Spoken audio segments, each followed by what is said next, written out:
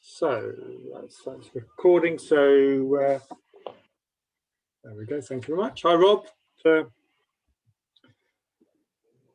Welcome to you, and welcome to everybody else for our quarterly team mastery workshop.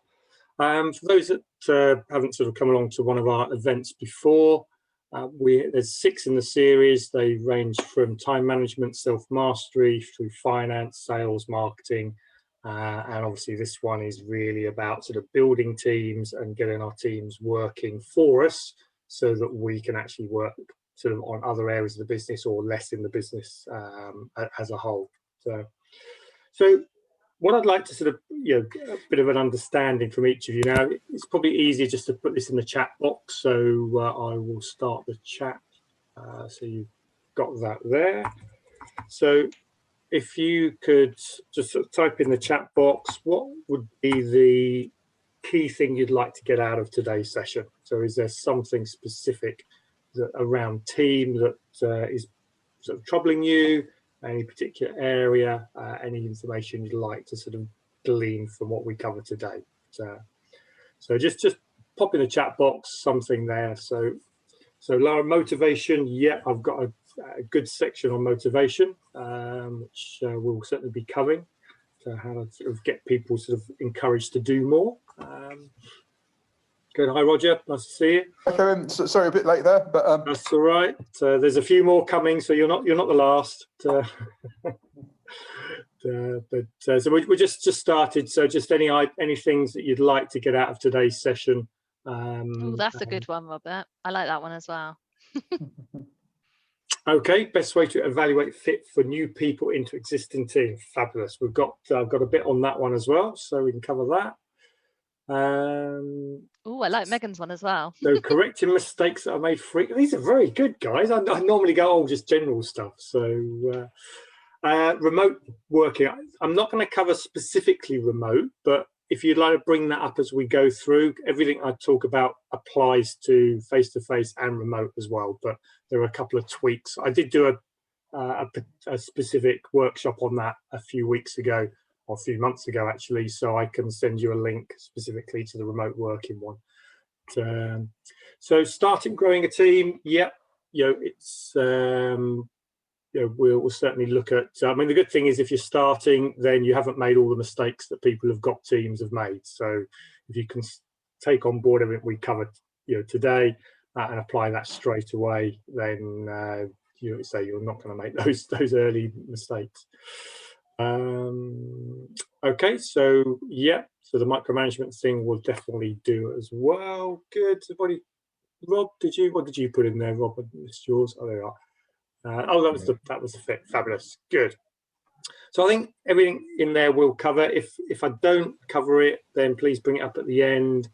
If you want me to tweak what I talk about to that particular topic, then just let me know as we go through, and I will sort of stop and show you how it's relevant to that. So, good. So I'm just going to move that over there so I can see that. So the way I start all of my workshops, and to me it's fundamental for success in anything, that is my little formula: B times do equals have. So what do I want to have? Who do I need to be? And what do I need to do? Now, for those that have been on these workshops before, it's always about the have is the most important. Anything in life that we want to have, we've got to be clear what it actually is, and then we can work on who do we need to be and what do we need to do. So the first thing you've got to sort of start thinking about is, okay, so what is your goal around a team?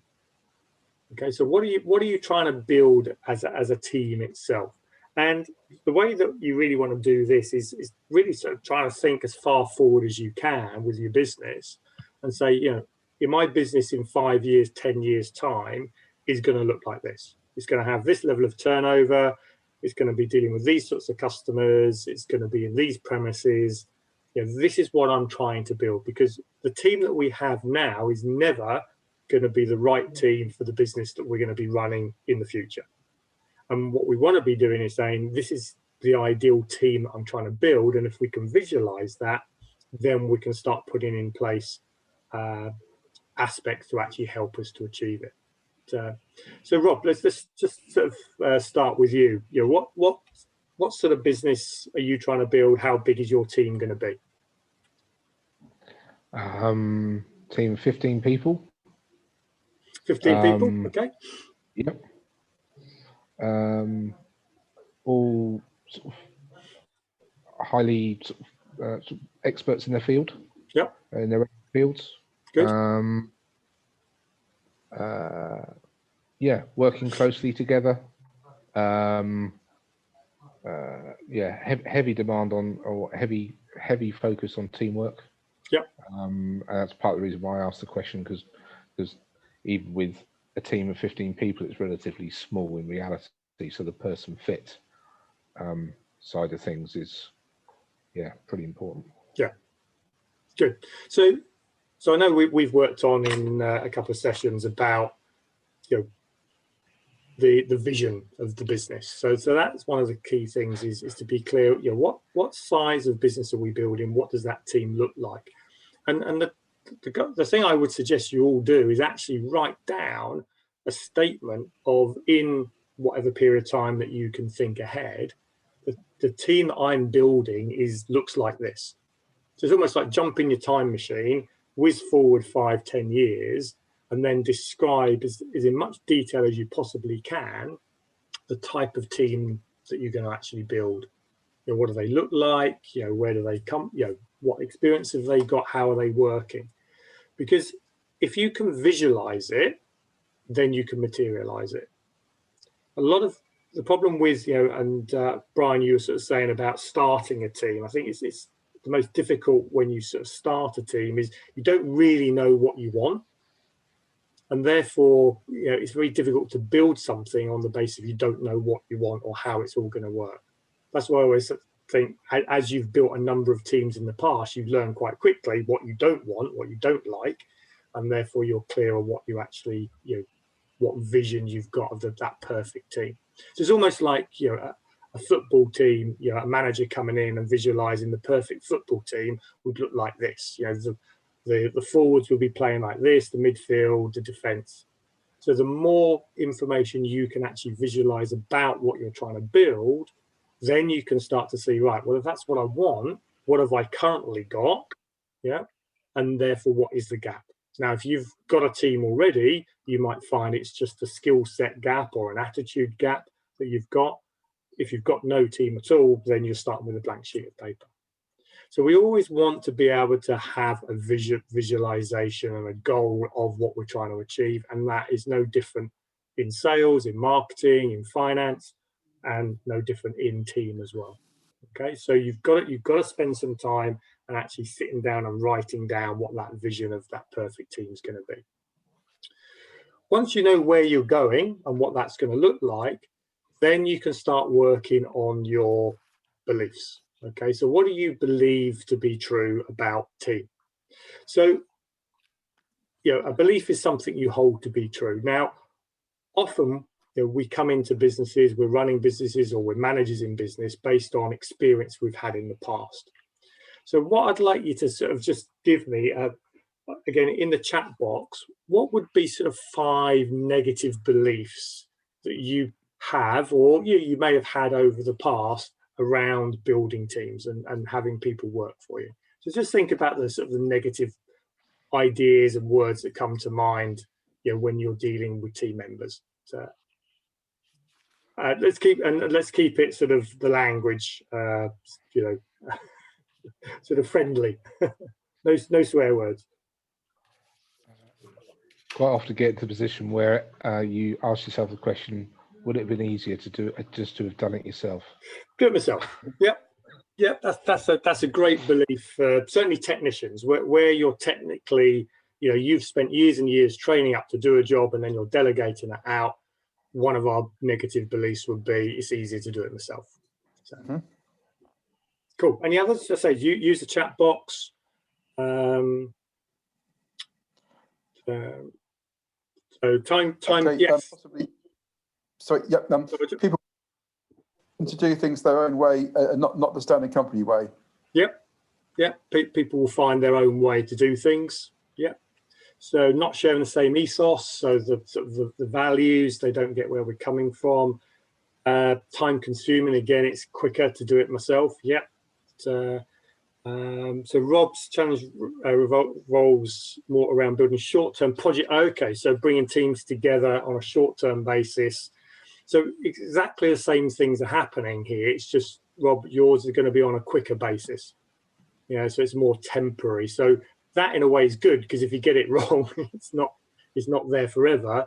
The downside of that is, you know, you've got to sort of get to this point where you can build that great team very, very quickly. Okay, but the principles are going to be the same for this. So what else have we got there? So don't have the same goal, falling out with each other. Yeah, that's definite. So Mary, no negative beliefs. That's what I would expect from you. Always see the positives in everybody.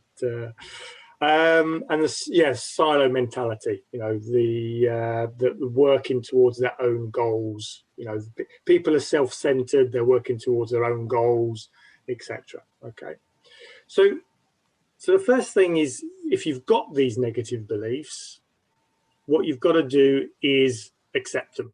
Okay, write them down and actually look at them and say, okay, that's the way my mindset is coming from.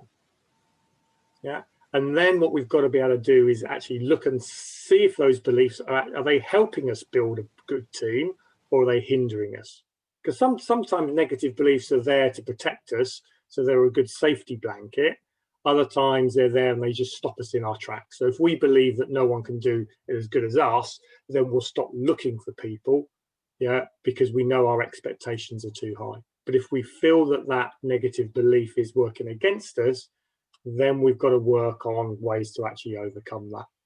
Because what we find is, you know, life is really, you know, a mirror. You get the team that you deserve.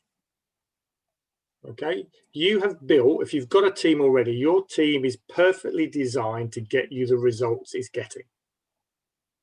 Okay, you've built the team, you've put it together from your knowledge, your skills. That is the level of, you know, competence that you've built within the team. And if you look into sport, it's the same in sport. If a manager gets to a certain level, yeah, and their team are underperforming, what happens to the manager? Get sacked. Get sacked.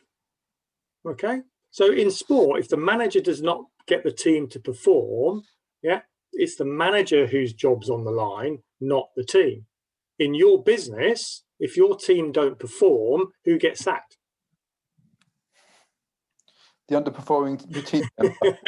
It's the team's fault. Okay, it's always the team member's fault. You know, I've seen it. I've done it myself. You know, look at the team. Oh my God, you're rubbish. You're useless. Well, you hired them. Yeah, you trained them. Yeah, you appraise them. Yeah, so you've got to take some responsibility. The fact that your team is perfectly designed to get the results. So if you're not liking the results, yeah, then you've got to work on a better way to get the most out of the team that you've got. So and that's really what we're looking at. How do we do that? So the first thing I always say is that you've got to be clear the type of people that you actually employ and you actually got in your team. So if you've inherited a team that was already there and you've taken it over, or you know, sometimes as the business grows, you build a team and then you get to a certain level and you sort of breathe and go, right, let's have a look at what I've got, and that team isn't quite where it should be. So I use a little thing called above and below the line. So above the line is people who take ownership, accountability and responsibility for their actions. People that are below the line live in blame, excuses and denial. So who wants an organization full of people that are down here? Any hands for that one? Has anybody got some people in their team or know some people that are what we call below the line people? So Megan, yeah, there's some nodding there. So what happens if we have one person that is sort of a below the line type of person and we've got 10 people that are above here? What are some of what could happen to that team with one below the line person? Megan, What have you seen that actually happens? Well, generally, that person doesn't have a great experience with the other members of staff. Yep.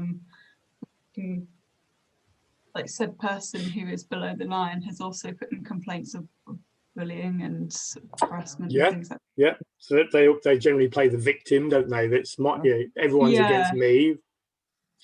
Yeah. And what impact does that have on the 10 that are above the line? I think they sort of then feel that their efforts aren't as worthwhile, and what's the point? I'm putting all this hard work in, and it's not as much to show for because of this one person. Yeah. So what we find is these people down, because this is like gravity. Okay, it's easier just to fall down to the bottom than it is to stay up to the top. This takes hard work. It takes effort. Keep ourselves up here. This is easy. Everyone can blame, excuse, denial. It's the easy part to life. And the reason for this is like growing up. Okay? So down here, has anybody here got children sort of under sort of 1-2 years old? Yes. Yeah. So Lara's nodding, Rob. Okay. So when you're at that sort of age, how much ownership, accountability, responsibility is a 1-year-old got? None. Have they learned to blame and make excuses yet? No, just destroy. Just destroy, yeah. So they're basically blissfully unaware. Okay, denial is another word for blissfully unaware. They don't know yet. And they grow up and they start to learn, communication skills and integration with the family, and they learn these skills here, these blame and excuse skills. Have your kids got to that stage yet, Lara? I was nodding before you said the age. Mine are actually 13 and 11, but they still do that. They still do. So this sort of blame excuses sort of level is, and the really good thing is, where do they learn these skills, these blame and excuse skills? The parents. From you. Okay, so you've taught them really well to blame and make excuses.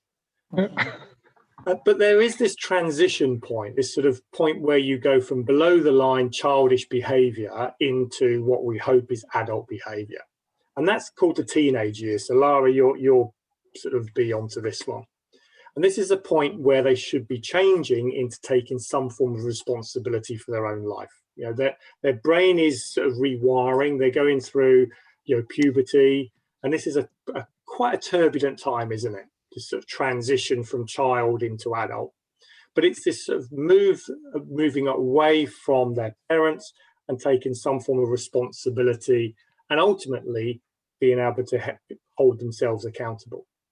But what sort of age do you think children really start to take, I would say, self-accountability? Because accountability is in two parts. Third-party accountability is where you as the parents hold them accountable, but when they really take self-accountability, what sort of age would you say that would be? When they start earning their own money? Yeah, I'd say should be a little bit before then.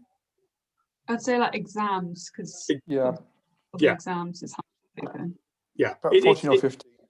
It's generally the sort of the transfer from into sixth form, into college. It's that sort of period, and ultimately into university or into your first job. Okay, it's the moment that when you don't do your homework, no one actually gets on your back.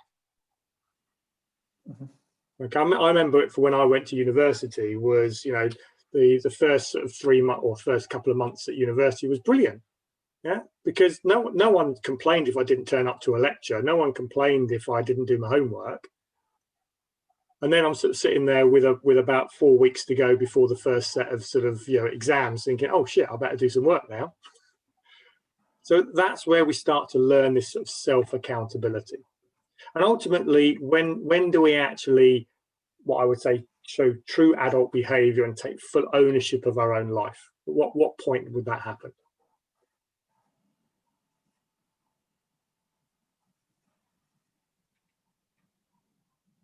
I think for some people, you just have to decide whether You just have to decide when you decide to do that. When you decide Some people to, never. sorry, Roger? Some people never.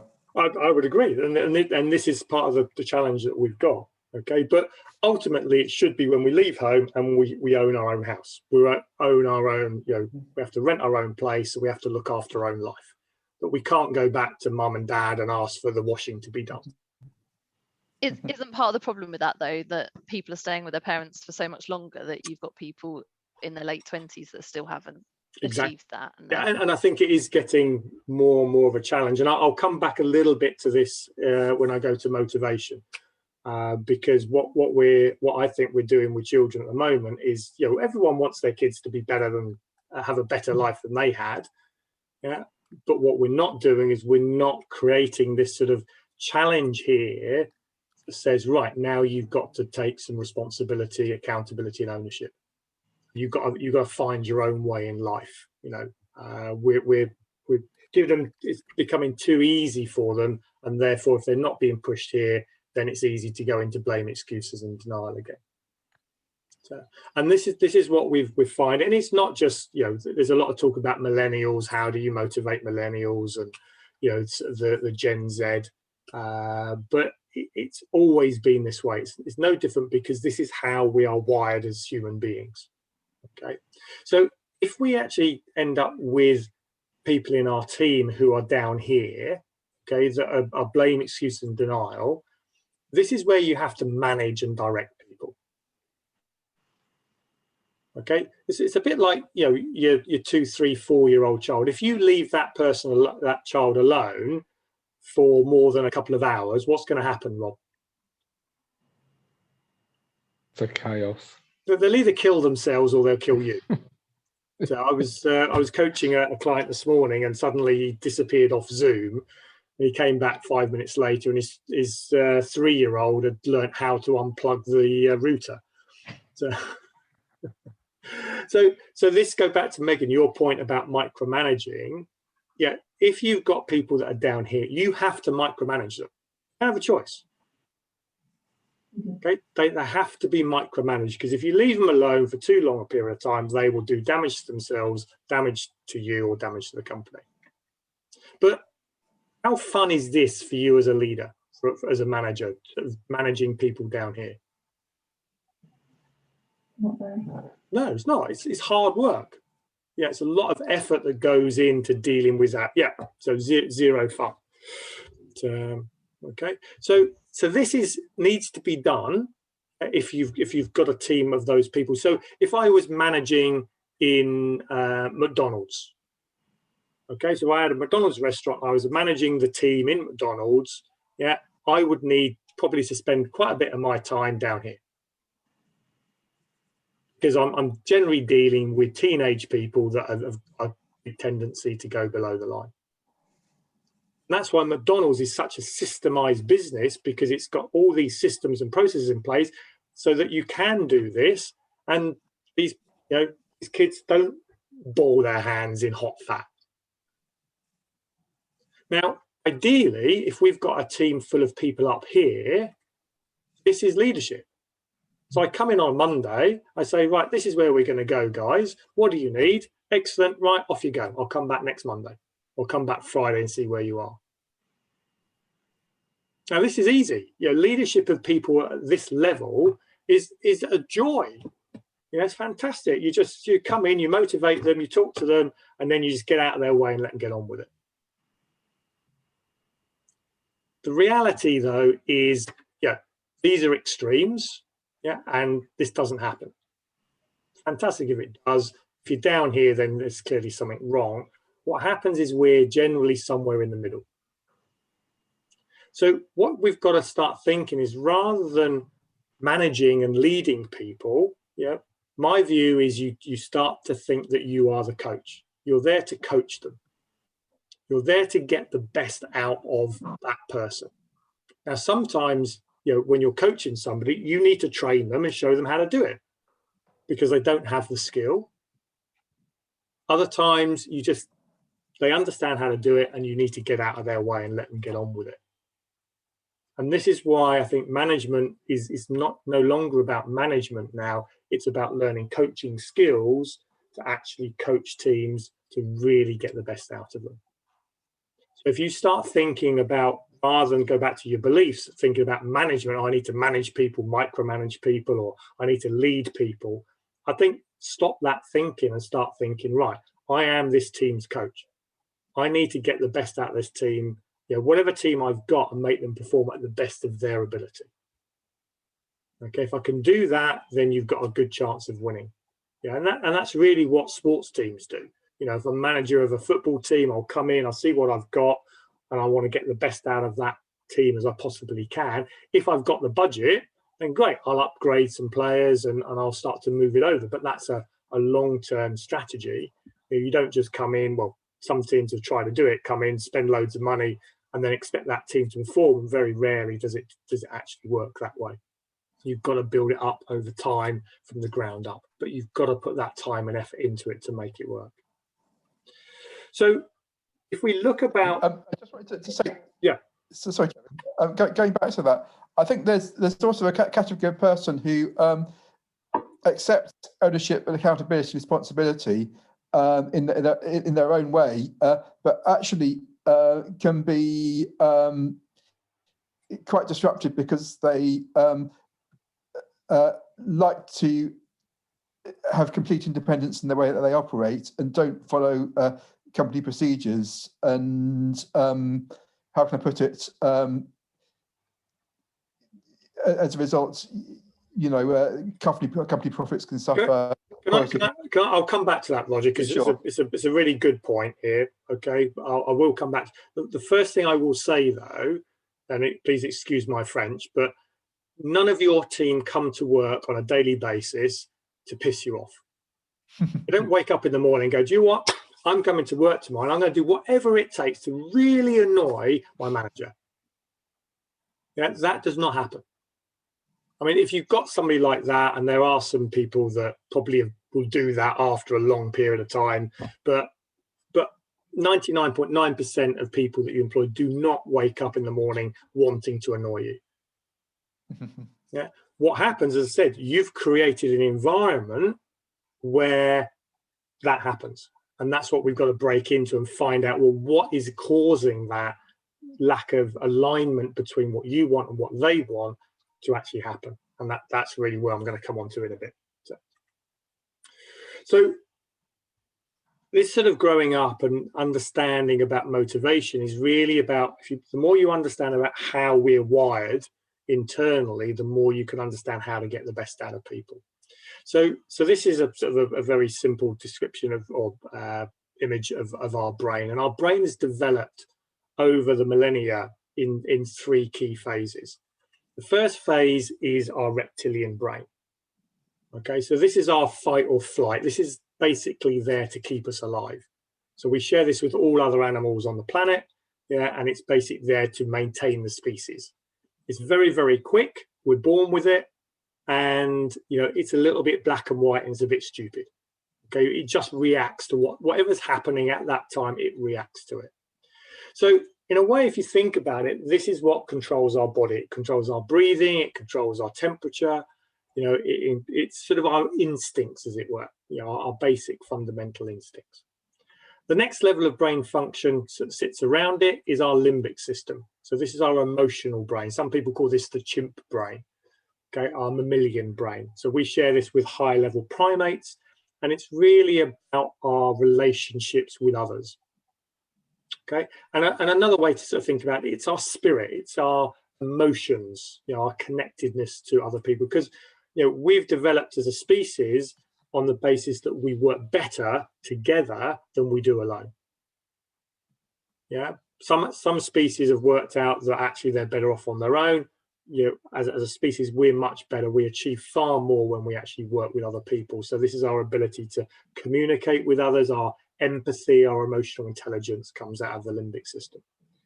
And then we've got our neocortex, which is our thinking brain. Okay, our ability to actually, I think, therefore I am. Our ability to dwell on the past and learn from past mistakes, and our ability to project into the future. And this is our most sort of our strongest part of our sort of human existence. It comes from this part of our brain, and this deals with our mind. Okay, so how we think. And if we want to sort of get the best out of ourselves and the best out of our team, yeah, we've got to make sure that we're focused on each of these three parts. Yeah, that our neocortex is actually is learning from our past mistakes, but also actually projecting into the future. That's why I said right at the start, one of the key things is you've got to start to be able to visualize what you want, because that's going to work that neocortex and is actually saying, right, well, this is what I'm trying to build. Have I got it? No. And then it will find, the missing pieces of the puzzle. The limbic system then is about our emotions, how we feel. Yeah, and that provides us that drive, that energy that we get from, the chimp brain. Imagine that, the chimp that wants to achieve something, it can use that sort of energy to actually achieve it. And then the reptilian brain is actually sort of, moving us forwards and controlling the body as well. So the essence of sort of human life then is really those three things, and some people talk about, I know, and Mary, you sort of do a lot on the spirituality side, but we talk about this balance of mind, body, and spirit. If we're balanced around these three things, then we are generally content and happy. This to me is the root of happiness. And if we've got a team full of happy people, yeah, then we can achieve a lot. If we've got a team full of miserable people, they're generally going to go below the line, and you're going to end up just managing them, on a day-to-day basis. So if we put this into a business context, our body is really about performance. Our body wants to perform. It wants to do things. Okay, and it needs feedback to know, if I'm doing something, am I doing the right things? If it's about sort of the limbic system, our relationships, do I feel loved by the people around me? Do I have this sort of team feeling that, I'm part of a bigger thing? And the mind is the growth, is about, am I learning something? Am I better off today than I was yesterday? Okay, so if we want to motivate ourselves and we want to motivate other people, then we've got to look at these key three things. Performance. How well am I performing? How well am I fitting into the people around me? And am I growing as a human being? So one of the key things that we've got to start thinking is, when we do our appraisals, and when we're taking people on, if we don't allow them to achieve all of these three things, then we're going to have a demotivated person. And if we've got a demotivated person, they are going to naturally fall below the line, and you're going to end up managing them. So we've really got to think about every role that we have in our organization from the team player's point of view. Yeah, are they doing something that is working towards key performance indicators, goals, and targets? Yeah, this is where competition comes from. Some people are more performance driven than others. I'm a very performance driven person. I love competition. So when I play sport, I like to keep score. I like to play into club competitions. That thing. That's how my brain is wired. Now, some people aren't wired that way. They're more relationship driven. So these are never equal. They're all slightly different for every person. So just because I'm performance related and I build a team, I might not build a team of performance related people. I might build a team of relationship people. So what motivates me isn't going to motivate them. Relationships is about fun, the social aspect of what we do, communication with others, and there must be a purpose behind why we're doing this. It can't just be about making money. We want to be able to do good in the world. So this is what we talk about, the purpose-centered business. Why is your business there? What's it there to actually achieve?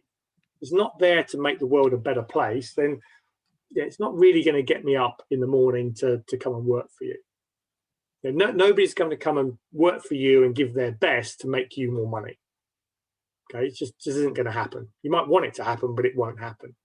But if you want to change the world, then people will come and buy into that cause. And often people will work for far less and give far more because they actually believe in that cause. Just think about Mother Teresa. She worked all of her life for no money. Yeah, she worked for that cause because this was a key part to what motivated her.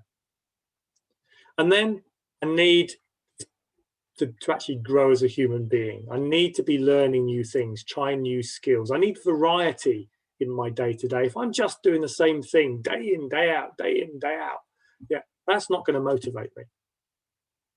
So I'm going to need some form of variety in that, some form of change in order to keep me motivated and keep me above the line. So we've got to think, the first thing we've got to think are the roles that we're creating in our businesses, are they going to give enough balance around these three things? Because if they're not, yeah, then it doesn't matter what type of person you bring into your organization, you are basically going to kill them. You're going to suck the life out of them.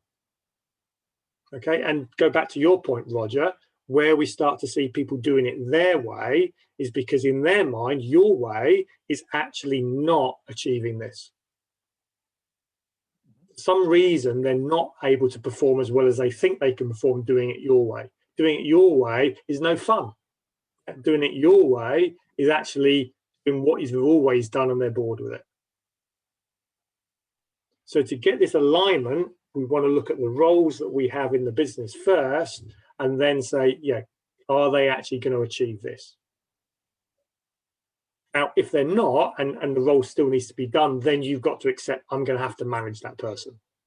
So I'm just going to have to keep on at them to actually get the job done. But in today's world, anything like that, really you want to be talking to somebody like Rob and you want to systemize it and get a computer to do it, because you're going to get far more out of it than you will a human being. Mm-hmm. So in order to enhance this then, in order to get this to work better, performance is really about looking at what you've got. Do you need awards? Do you need to put some competition in? League tables, bonuses, targets. What is it you could add into that particular role that person could actually see how well they're doing? And the key I find with performance is there's no good you actually telling them what their score is. They need to be able to score themselves. Okay, so a little way I sort of show this is who's played or likes to play 10-pin bowling? Kat, you a 10-pin bowler? Yeah. Okay. So you've played it. You know how to play 10-pin bowling. So we're gonna play a little game of 10-pin bowling. Okay. So you're the team player. Yeah. I'm the manager. So you're going to be bowling the ball, and I'm going to go down by the skittles, and I've got a blanket I'm going to put in front of the skittles, sort of like this. Okay. So here's the skittles, and the blanket's going to be there. So you can't see the skittles, but I'm the manager because I have all the key performance indicators, I have all the numbers. So you're going to bowl your first ball down. Okay. So bowl your ball down. Excellent. Bang, goes underneath the blanket, and you can hear the skittles just fall down. So the first level of management is I don't say anything at all. Okay, there's no feedback whatsoever. You've performed, and there's no feedback whatsoever. So how do you feel now playing this game of skittles? I'll just keep doing what I'm doing. Keep doing what? Yeah. If you have to, if your family depends on it, yeah. How much effort will you put into trying something new? Probably not much. No, you'll go through the motions, won't you? Yeah. And if a more exciting game came along, so some people over there were playing darts, yeah. As soon as you could, you'd be off and go and play some darts, wouldn't you? Okay. But I'm a good manager, so I know you need feedback. So we're going to play it again. Yeah. So you're going to bowl the next ball. Okay. So it goes underneath the blanket again, and I'm a good manager, so I say, "Oh, well done, Kat. You've got down three pins. Well done. Good job." Yeah. So now, how do you feel? Yeah, better. I mean, it's good to get feedback. It'd be better to get some tips on how to. Okay. Make it even better. Fabulous. So I'm going to be a really good manager now and say, Kat, well, you got 3 down. So if you bowl that ball down just on the right-hand side, swing it in a little bit, then we'll see if we can get a few more down. So we'll give that one a go. There you go. Off you go. Bowl it down. Okay. Goes through. Excellent. You've got another 3 down. So you got 6 out of the 10 down. Well done. So what are you thinking now as the player? Yeah, I mean, I'll try that again probably. Yeah. See if I can get them all. See if you can get them all. Okay. So Megan, so as a manager, how do I feel as a manager? I'm not sure. So if you're giving this feedback to Kat, you know, on every time she bowls the ball, you're feeding back, you're giving her advice of what you need to do. How are you feeling?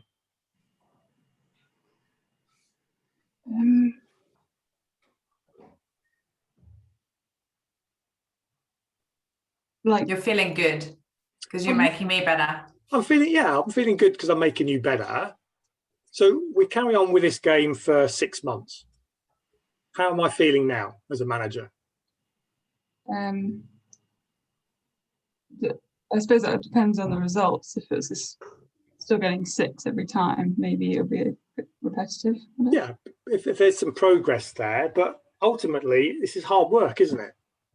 Yeah. I've got to be there all the time, feeding back to Kat the results and telling her what to do, and she's trying to do it the best she can, and you know. But this is it's working okay, but it's hard work. So, what do I need to do then? Sort of say, that's great, do it like that every time, and then we'll see what it's like in a week. And, yeah, but think about, so I'm holding this sort of blanket over the skittles, and I'm telling Kat every time how many she knocks down, and then helping her to get some advice. What I need to do is actually get rid of the blanket. Yeah. I'm at the wrong place. I should be up actually next to Kat. Yeah, where she's throwing the ball. She can see exactly what she's knocked down. Yeah. And then I'm coaching her to actually knock more down. I'm actually with her rather than actually just being the portrayer of good news or bad news. And actually saying, Kat, so you keep getting 3 down all the time. How do you feel about that? What do you think you need to do? What do you need? What skill do you need to actually get more down? And this is that transition between management, which is holding the blanket and providing feedback, and telling people what to do, and coaching, which is actually let them see the score. If people can see how well they're doing on a day-to-day, week-by-week basis, they will actually make the better decisions. They'll start to see naturally, right, well, if I bowl the ball down there, let's see what happens. Oh yeah, that works better. They'll figure it out for themselves. There is also another question, Kevin, that, you know, if you try bowling that ball and you can't score better than 3 yourself, whether you need to be asking yourself whether you need to be getting yourself training. Yeah. And the answer to that one, Roger, is? Yeah, sometimes it's your B times 2 equals have, and you need to be more. Sometimes it will push you to be better. Well, I don't know the answer to that, but if you think about it, the fun in playing games is actually overcoming challenges. If games are all easy and you just turned up and you won every time you played, you wouldn't play it anymore. See, business is not designed to be easy. Business is designed to be a challenge. But in order to overcome that challenge, we all have to be better. And if we're better, which part of this circle are we actually working on? right. Both. All of them. We're working together because it's a team thing. So I'm building relationships, growing as a team, our learning and understanding, and all of that is going into higher performance. So the whole thing about building a successful business, a team that's performing and doing better, is actually motivational. So my background before I got into coaching was, I was a finance director of some fast growth companies. I look back and they were some of the best years of my life. We were making loads of mistakes. We were sort of, coming up against all sorts of challenges. At the time, they didn't seem like fun. I'd one organization where it turned up one day, the police arrived and 50% of our workforce ran out the back door across the fields. Yeah, that wasn't a good day. Okay, but you look back on those challenges, as actually, those were times where we grew as people. We improved performance, we overcame them. That's why people climb Everest, not because it's easy, because it's a challenge. Because I get the chance to grow as a person, I get the chance to succeed, and I get the chance to do that with other people. So this is what we've got to start thinking, as managers, as building teams. This is our job, is this balance of, because everyone's slightly different, so we've got to understand the individual, but we've got to create an environment where people can achieve this. And more, if nothing else, for ourselves. Okay, we've really got to get this for ourselves, because otherwise, managing people is just dull and boring, and we're not growing as business people. Our relationships with our team is rubbish, and the company's not performing. Well, that's no fun at all. Why would you want to build a business that does that? Okay, so Mary's saying 100% agree. Learn more through not getting it right. At the time, it's painful. I'm not saying it's not a painful thing, but growth is painful. Look at you go back to the teenage years. That transition was a painful process. But it's who we become, is what really sort of, we look back on and say, I've come a long way. I've learned a lot. I've actually improved. So we've got to look at ourselves and be honest. Are we really good managers? Are we leading people? Are we really good coaches? Am I looking at my team as a team that I want to improve their performance, their growth, and their relationships? Or are they just a sort of a commodity that I use and then throw it away? So, and I think, Mary, you're right. People respect you for trying. They don't expect you to be perfect. Honesty is a big part in leadership, being honest with people. So once we've sort of worked on that, the beliefs that we have around, and understanding that these are people, they don't come to work to annoy you. They want to perform. Kate goes and plays 10-pin bowling because she wants to get 10 pins down. Okay, that's the mentality. And if we can actually work on that and help them to be the best versions of them they can be, then we stand a really good chance of success. And that's to me is the key to actual management. So to build this winning team, there in my book 6 key steps that we need to work on. The first one is we have to become better leaders. And when I say leadership, to me, it's better coaches. We've got to learn how to coach our team better. Okay, some days we've got to manage them, so we've got to be better managers. Some days we can lead them, but ultimately we've got to be able to get more out of them. And one of the key things to leadership is for me these key sort of 4 or 5 things. Number one, leaders have clarity of where they're going. They set the vision of the business in the future. So I'm building a business that looks like this. So everyone in the organization must be able to tell you, exactly where that business is going to be in 5 or 10 years' time. If I go around into an organization and say, right, Mrs. Sales Director, where's this business going to be in 10 years' time? And I go, oh, I don't really know. Well, how can they possibly give their best and perform if they don't know what the end game is? Go back to Kat. If Kat doesn't know that she's got to knock down 10 pins to get a strike, well, what's the point of this game then? Why would I play that? So the vision of where the business is going to go is vitally important, as are the values, the company values. The company values are the sort of the core beliefs they're to me, they're a big part. I'll come back to it in a little bit about the sort of the rules of the game. This is what how we work together around here are based on these core values. So we've got to identify what they are. And the company, as I said before, has to have a why, it has to have a purpose. I don't know if any one of you have read Simon Sinek's Start With Why. It's a really good book around what your purpose should be.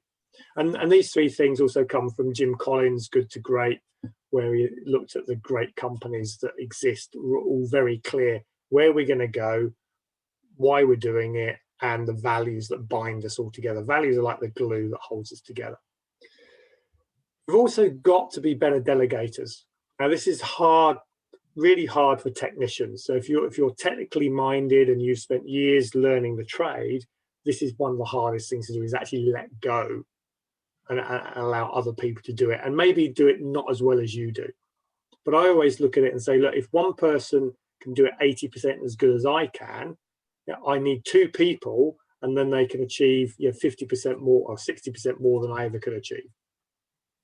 So you've got to accept that they may not do it as well as you do, but you've got to create a system and a process that allows them to actually achieve that. And there's got to be alignment. I'll come back to that in a second when we look at the next section.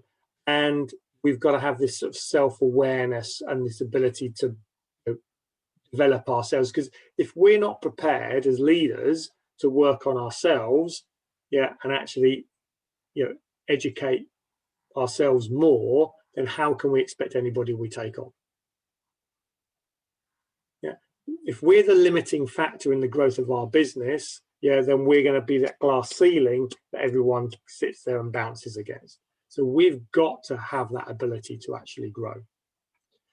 And one of the other key things, going back to self-awareness, is a little system that we use of behavioral profiling. I don't know if any of you have done behavior. I know, Roger, we've done a little bit.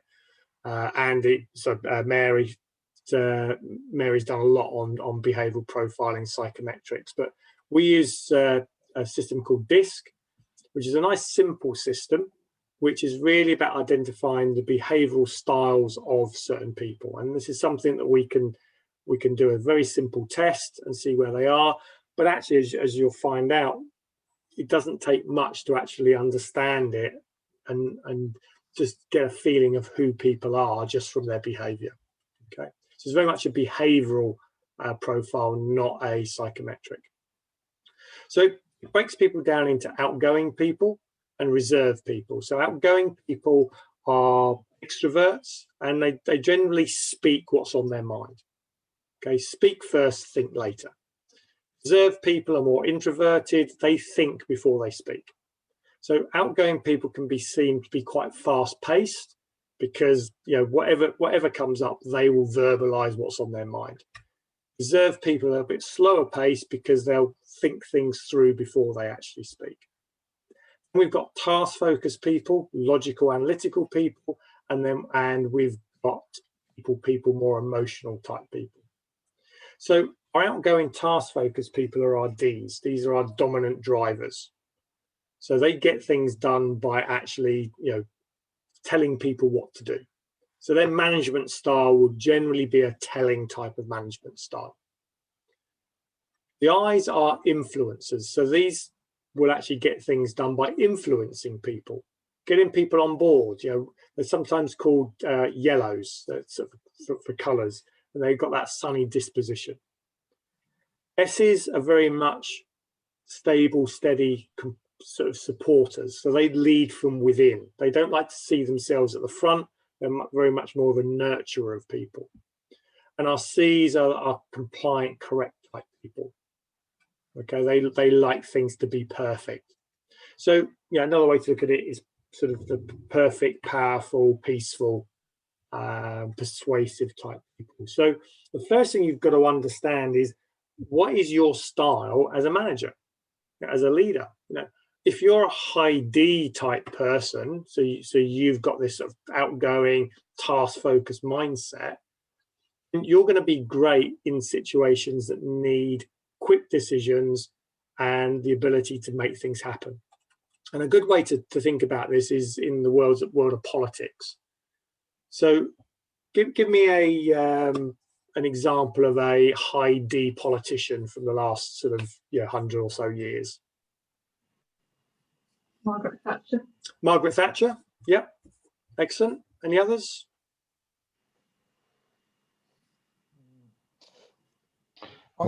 Michael Foot. Right. Leaders, Robert, leaders. Roger? I think Gordon Brown was. Gordon Brown was, yeah. So he was D, yeah. One that was probably a bit more successful than Gordon Brown.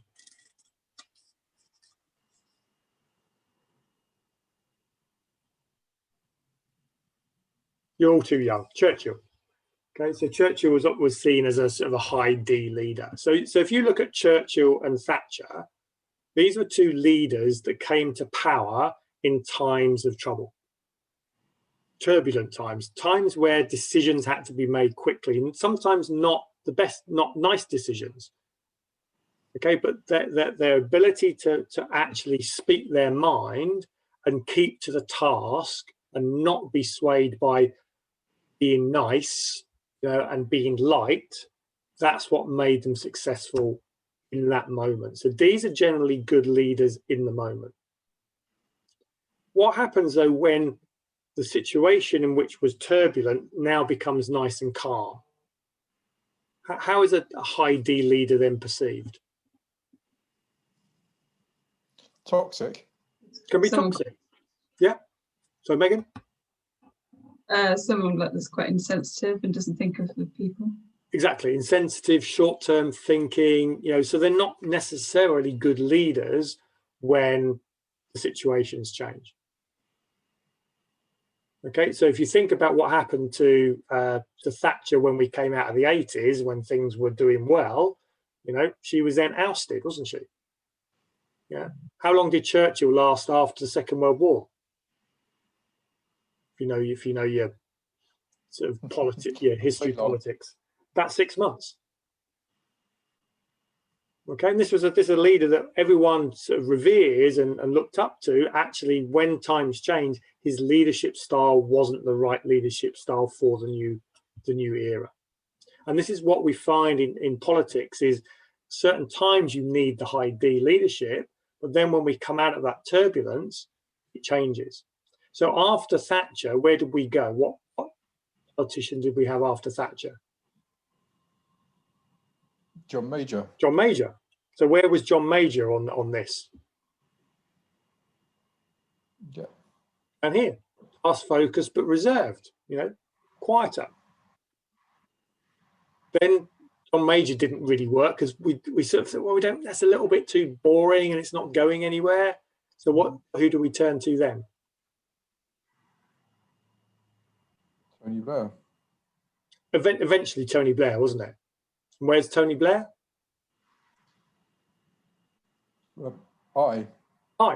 Influencer. So he was great at influencing, turned a population that had been highly conservative into Labour. The last the last real Labour leader. Okay, and then Blair left, and we went where? To Gordon Brown. Back to D. Well, we didn't need that.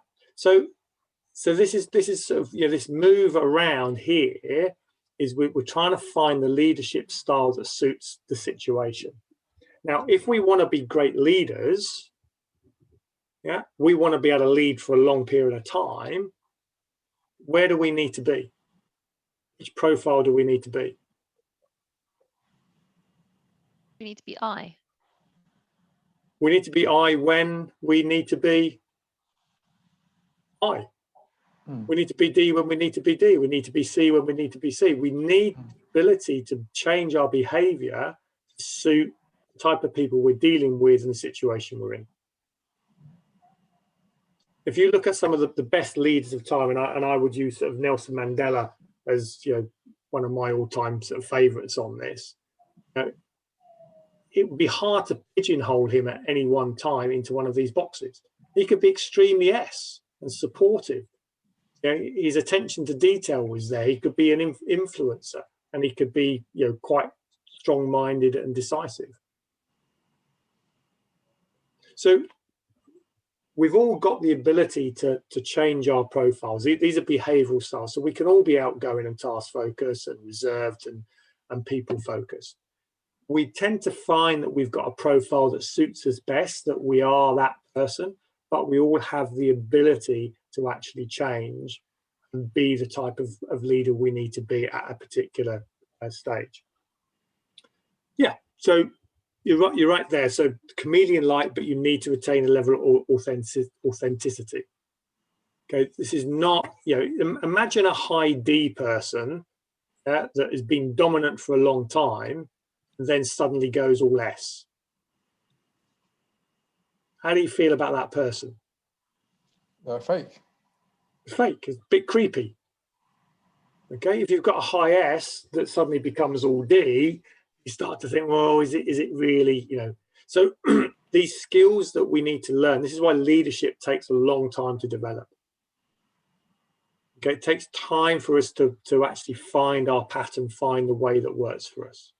Okay, but we've got to have this ability to change our style to suit the situation, to suit the people. Because if I'm a high I person, how do I like to be led and managed? You don't want to be, do you, as an I person? That's a good point. As a high person, I probably don't want to be, I certainly don't want to be micromanaged down here. But what I want to do is I want to be influenced. I want to be working with people that are like me. See the good side, that we can have a good chat on it, you know, and we can be upbeat about things. So I's like to communicate, be communicated to like I's. E's like to be to the point and just let's get on with it. C's like the detail. This is like a sort of, you know, a warm, comfy hand, and people feel that they're cared for. So we've got to actually be able to have that ability to manage in the style that is suitable to that actual individual. And that, as I said, you know, Rob talks about chameleon-like. Yes, it is, but it's not going from black to white. It's a blend of all of those things at the right time, and that takes time. It takes effort to actually learn it. You know, a lot of people learn, you know, just through trial and error. But if you're aware of this, then I think you can learn this a lot quicker. So are these? I mean, here's some things sort of for each of the profiles. So it's a great system. It's all online.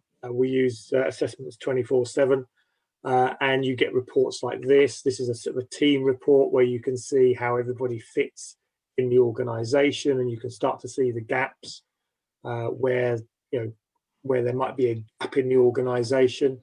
So I think, Rob, I think it was you that said, yeah, how do you know about how to take people on? Profiling is a really good way to see, right, if I've got a very C type job, you know, very attention to detail, I need C people in my organisation. Too many of C people, you know, if you imagine an organisation just full of C's, yeah, it's going to be tough. C's generally like to work on their own. They're not generally team players. They're not saying they don't care about the team, but they like to work on their own. They don't like interruption. I's hate being on their own. They need that energy. They need that sort of vibe of people around them. So understanding where our team sits, okay, and what we need to do, have we got a good team, or we actually work on individuals and as a team dynamic, is really, really important if we want to build a great team. Okay, it's one of the key things that we do with all of our clients that are building teams. So once we've got our strong leadership, our next point is we've got to have this clarity of the goal. So as a business owner, or as a manager, we need to know what the goal is that we're trying to achieve. Because if we don't know where we're going, how the hell are we going to actually help our team to actually go where they need to go? So we've got to be really clear what our company budgets and targets are. Yeah, a company that's being run with no budget and no target, to me, is going nowhere. Yeah, and a lot of people go, well, I can't budget and I can't set budgets because I don't know what's going to happen. It doesn't matter. Okay, a budget is purely a stake in the ground where you can assess your performance to. So if you've got no idea where you're going to go, fine, we'll just stick it somewhere which is further ahead of where you want to be, and then see how you go. The more you do budgeting, the better at it you are, and the more confidence you get around it. Yes, it's great when you do achieve it, you know, and you beat budget, but actually that's not the important thing about budgets. The important thing about budgets is really just to know where you're going to go. Okay, and I do a lot more on that when we do the finance mastery workshop. So once we know where the company's going to go, then we need to know where each individual in the company is going to go. So one of the key things with appraisals, I don't know, Lara, do you do appraisals in your organization? Yeah, how often do you do? Yeah, trying to get better at it, but we do a 3-month one, obviously. Excellent. When they come on as a probation thing, and then they're annual, but I do want to do them more frequently. Okay, and annual appraisals are a waste of time.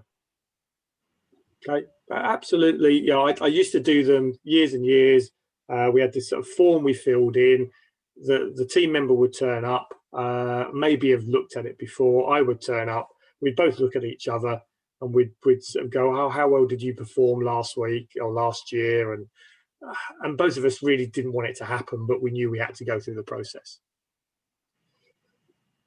My view is if we're building a business, the business should have an annual target, and we should have 90-day sprints.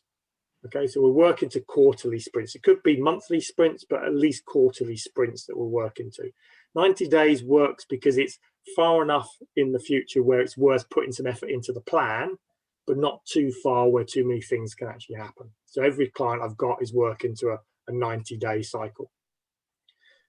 If the company's working to 90-day cycles, then my view is the team should be working to 90-day cycles as well.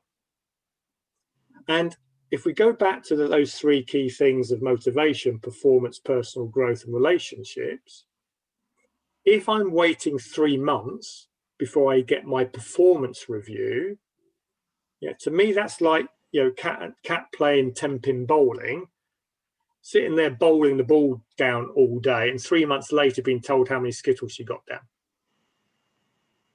Performance needs to be fed back as quickly as it possibly can. If I'm underperforming or doing well, I need that feedback straight away. That's why I say we've got to give them ownership of their own scores so that they can actually track how well they do. The appraisals, therefore, should be focused purely on personal growth and relationships. A review of performance, yeah, but not the feedback of performance. A person should know exactly where they are on performance on a day-to-day, week-by-week basis. The appraisals can then focus on how well you're fitting into the organization. Are you feeling loved? Yeah. And the personal growth is, right, so what have you worked on yourself over the last 12 months? So the last 3 months. At the end of the appraisal, we need really 2 things. One, what's one thing you're going to commit to do to improve yourself this quarter? What's one thing that we're going to do to help you better this quarter? Okay, if we do that every quarter, then everybody feels that they're being listened to, they're part of the process, they're clear where we're actually going to go, and they're growing, and their relationship with the organization is going to be much stronger. Appraisals are about, it's your feed, or it's your way to actually help the individual with their motivation. You can't motivate somebody. Okay, only an individual can motivate themselves, but you've got to create the framework in which they can do that. It's really, really key to understand that. So appraisals are not about, and generally there's, yeah, appraisals should just be sort of 3 questions. You know, how well have we done the last quarter? You know, how do you feel you've done? What could you have done better? What are you gonna, how are you gonna grow? What do we need to teach you? And the third one will be the relationship within the organization. And if you start thinking about in that way, and this is to me is where, you know, as your businesses grows, is where HR sort of really kicks in. Is it's HR's responsibility to do the appraisals, not the team leader. The team leader should be feeding back on performance on a day-to-day, week-by-week basis. Performance is real time. Yeah, so therefore it doesn't need to be the manager that does the appraisal. It could be and actually sometimes it's better to be somebody else, because if you've got a problem with your manager, the last person you're going to tell you've got a problem is the manager. But you may talk to HR or somebody else and say, yeah, Rob and I, we're just not getting on. Great. Well, if I know that, I can deal with something. I can actually deal with it. Whereas if I don't know that, Rob's appraising me, I'm not going to tell Rob, because he might say something and he might sack me. So we've got to start thinking about how we structure our appraisals so that our goals are aligned. And the key thing for me is, if I understand, so if I'm managing Megan, so if I know Megan, is really keen to buy a new house, and she wants to be earning £40,000 a year in a couple of years' time, and she's currently on 20. Yeah, if I know that, then I can help Megan to achieve it. Yeah, if I don't know that, what's going to happen at some point down the line? And I don't help Megan to achieve earning £40,000 a year. What are you going to do, Megan? Find a job that will. Find a job that will. And how much notice are you going to give me? You've finally found a job that can take you to 40,000. Contract is 4 weeks. 4 weeks notice, if I'm lucky. Okay, yeah. And there's so many times I see this where people go, well, and it's terrible when you're actually interviewing for somebody and they come and say, I want a new job, and you offer them the job. Yeah, and they go, oh, thank you very much. And then a week later they phone up and say, oh no, I've gone back to my previous employer and they've upped the salary, so I'm staying. That is just a classic case of there's a lack of alignment between the goals. If I knew that, then I would have offered you the money before you'd gone elsewhere and risked losing you. Okay, so I want to know for each of my people where they want to be at some point in the future, and then help them to achieve it. And doing that sometimes means that actually, they will leave the company. I can't actually get you to a point where you can earn 40 grand, Megan. I'm really sorry that role does not exist in my business. But if it's okay with you, I can take you to 30k, and I can get 3 or 4 years out of you.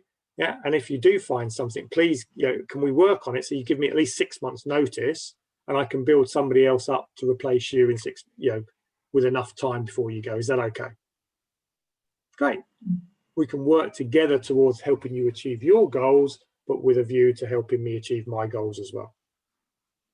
Okay, so this common goal, this alignment between the individual and the company is key. Yeah, if we're not in alignment at some point, you're either not going to help me achieve my goals, or I'm not going to help you achieve yours, and it might end up that we actually part company.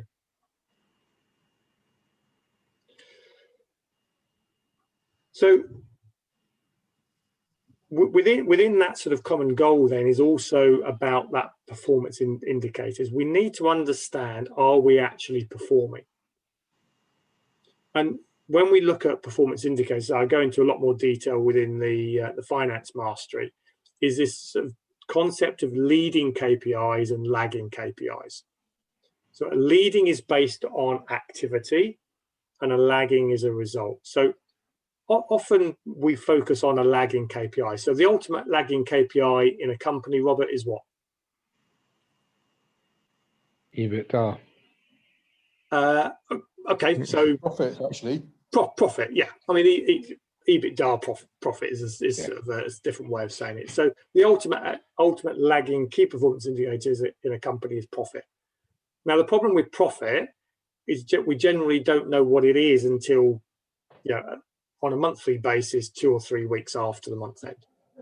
Mm-hmm. So it's a bit slow in coming through. So we want KPIs that are perhaps a little bit quicker than that and break it down into individual departments. So we've got to start breaking the company down into smaller chunks so we can start seeing the performance of each part. So in marketing, I know Lara and Kat, you're in a marketing company. What's the number one goal of marketing? Well, it probably depends, but usually to generate new business. Generate leads.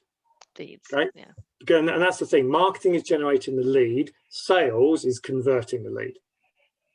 So sales is conversion. Marketing is lead generation. So the KPI for the marketing team is how many leads have you generated this month, this week, today?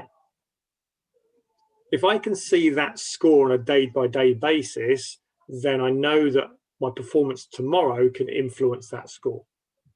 And that's the key. My leading KPI is my activity.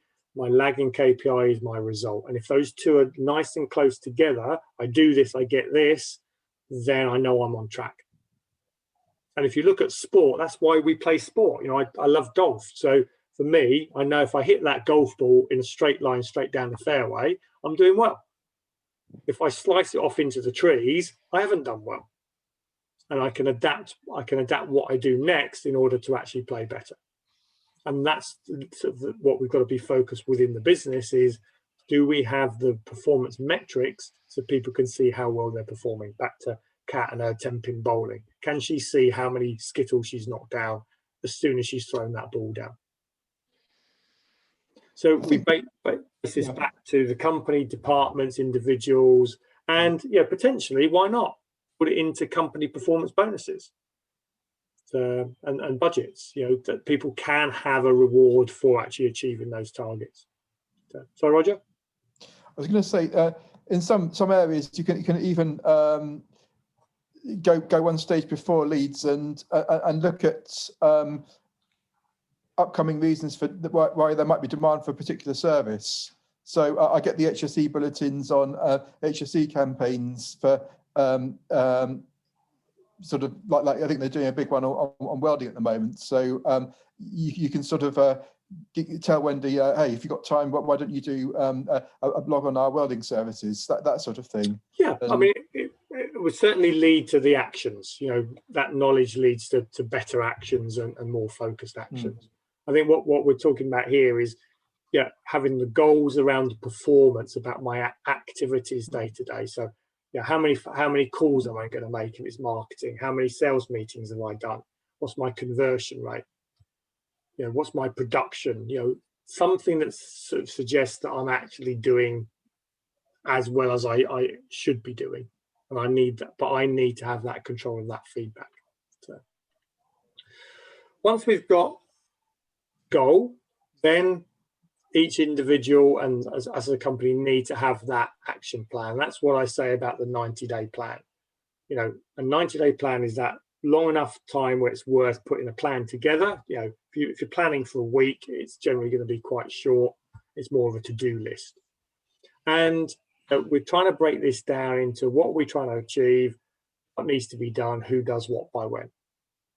So every person is either owns one of these plans or is part of one of these plans. It might be the department's plan, but I know that I'm actually what I'm in charge of.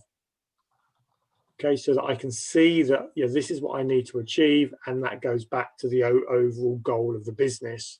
So almost I can start to say, well, if I do this tiny bit down here, that has a big effect of what we're actually achieving. Okay, of the overall profit. So there was a lovely sort of story many years ago about Kennedy when he went to Cape Canaveral, when he sort of said by the end of this decade we'll put a man on the moon. And he's sort of walking around, and there's this guy with a broom sort of sweeping the floor. And he says, well, what do you do? He says, my job is to keep this place spotless so we can put a man on the moon. Anyone else would say, well, I'm just a cleaner. So he was clear what his goal was and what his role was to actually achieve what he needed to achieve. And that's why he came to work with a smile on his face, and he actually did what he needed to do, even though he was just, for many, I was just a cleaner. No, he was an integral part. If he didn't do his job properly, they wouldn't have put a man on the moon.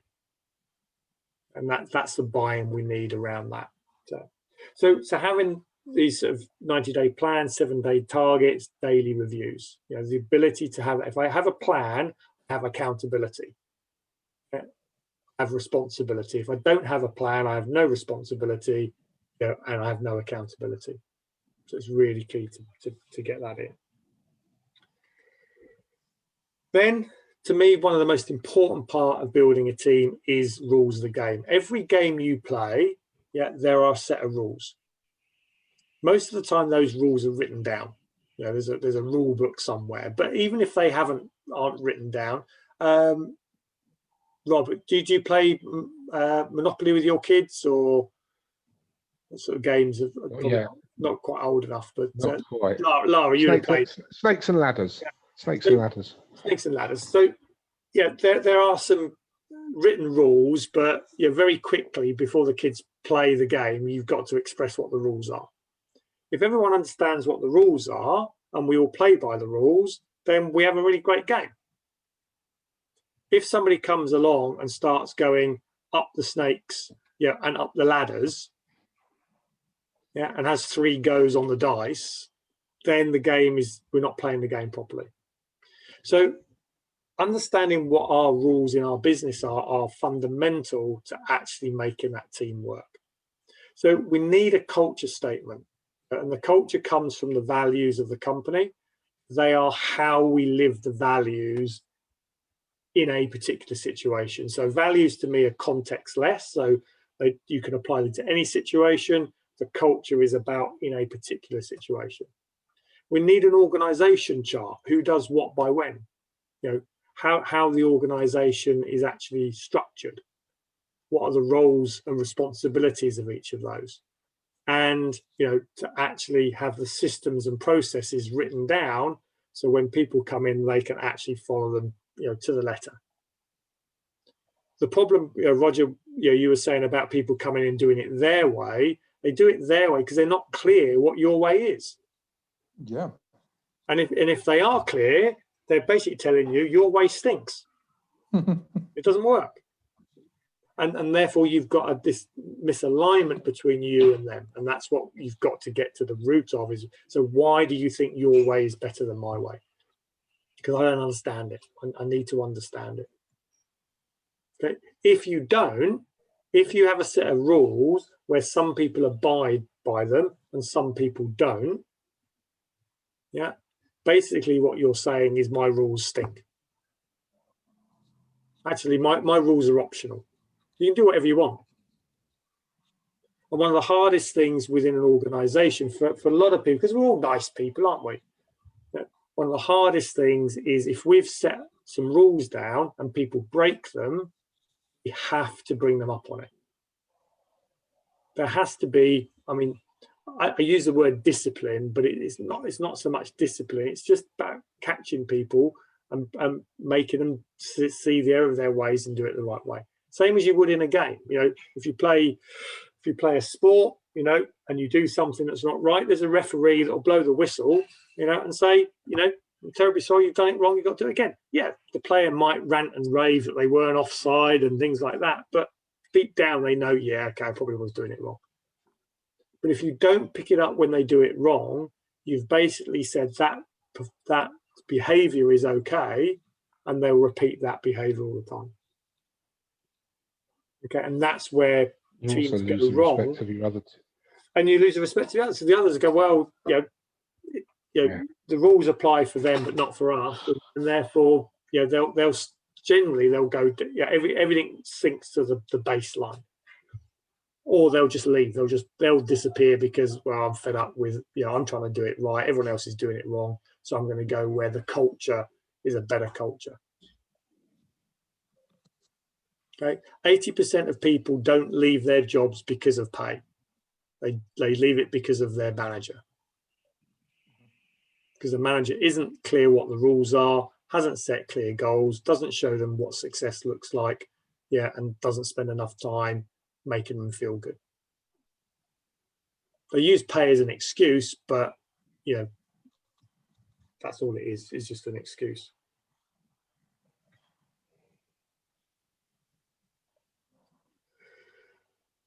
So once we've got the rules of the game in place, and only once we've got all of these 4 in place, then we can support risk taking. Then we get out of the person's way. Okay. because at this point here, we should not have to micromanage anymore. We should be able to sort of let them get on with it. We should be able to delegate. Yeah, we should be able to let them work on their own personal development. You know, they should want to actually learn and to grow. And we've got to say, you know, learn how at this stage to actually start to become a coach. Help them to perform better because they want to perform better, not because we are trying to manage them to achieve it.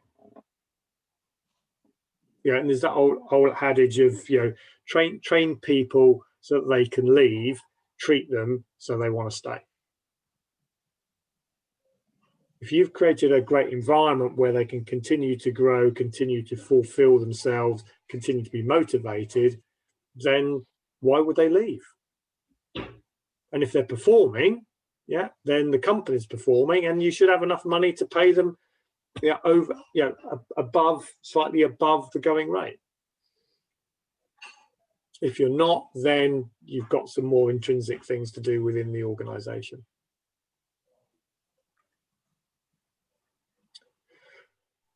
Once we support risk taking, now we can get into what we call 100% involvement. And the easiest way for this is communication. This is the relationship bit of an organization. Okay, this is what really keeps it together. And for me, communication is the oil in the machine. So if you imagine your team as just a lot of cogs that are going on in the organization, if there's no communication, if there's no oil in that machine, you're going to get sparks. Okay, or the machine's going to just grind to a halt. So I think Rob was talking about silo mentality. Yeah, this is where silos happen. The machine isn't working together. They're just individual cogs whizzing round, but there's nothing between them that's actually making them work together. So often, yeah, as leaders, you know, we have to be that oil in the machine, but we also need to be what I call clutch plates. So if you know how a clutch works, you basically got one thing spinning at this speed and one thing spinning at this speed, and the clutch plate is designed to bring the two together. That's your job as a leader. Okay, it's to actually manage the tensions between organizations. And I'm just going to just switch over to my whiteboard here to just give you a bit of an insight to what goes on with this. So I'm going to have to just move you down here so I can see you down there. So if we look at your organization, so let's go. So Lara, this as your top left of my screen, who's at the top of an organization tree? Boss. Sorry, the boss, the owner, the MD. The owner. Okay, yeah. So the owner's at the top. So the number one goal for a business owner is what? What do they want to get out of the business? A living. A living, yeah, but a business owner doesn't work in the business. So if I own shares in Tesco's, how many hours a week do I work in Tesco's? Okay, I see what you mean.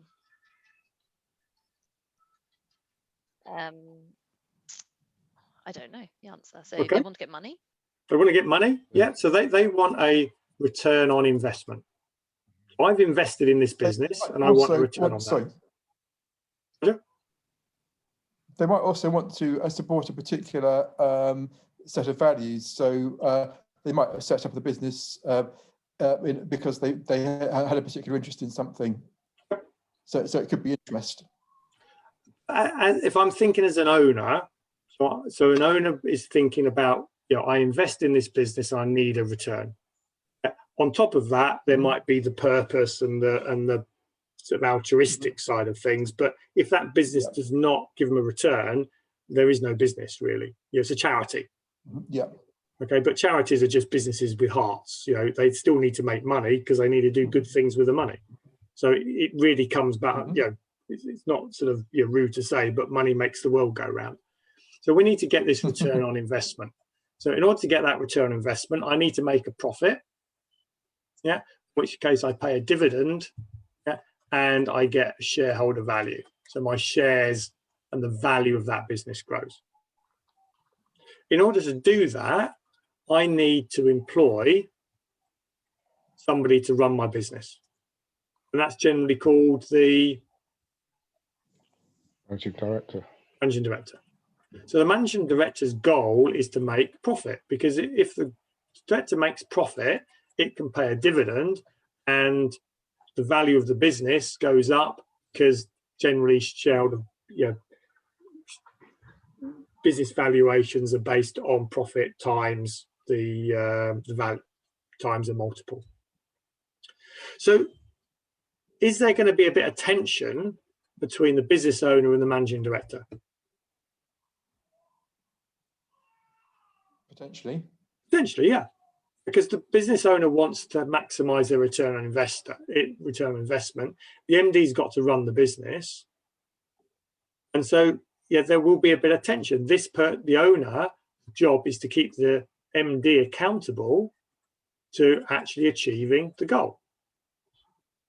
Now, if business isn't making enough profit, if I was a big organization, yeah, what would I do? So I'm a big organization, we're not making enough profit. What as a business owner can I do? Sack the MD. Sack the MD, replace the MD. So you're not doing a good job, I'll find a better MD to run my business. So one of the first questions, if you run your own business, is, yeah, if you were the business owner, yeah, are you the best managing director for your business? And if the answer to that is, oh, could be better, then either you need to remove yourself or you've got to work on your skills to become a better MD. So there will be some tension here.